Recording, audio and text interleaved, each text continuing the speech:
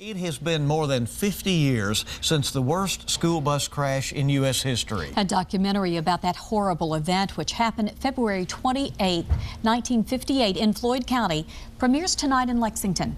We're joined now by the filmmakers of The Very Worst Thing, Michael Crisp and Andrew Moore. Thank you for coming in.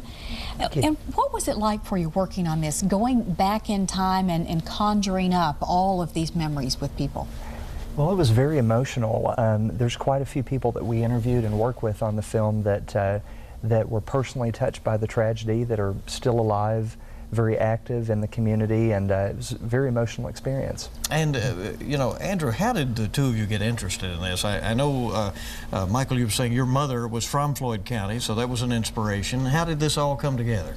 Yeah, it was Michael's idea all along because he had family related, and him and I had we have a side business where we do a little bit of wedding videography, and we just kept getting better and better at it. And he just one day decided, you know, let's make a movie.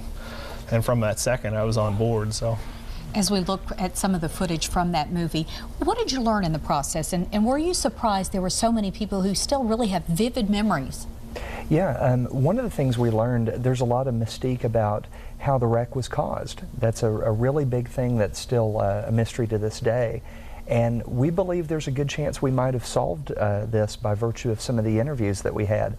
It looks like there's a good chance that it was mechanical failure as opposed to, by the bus, as opposed to a heart attack, which was a big myth that was perpetrated for a while.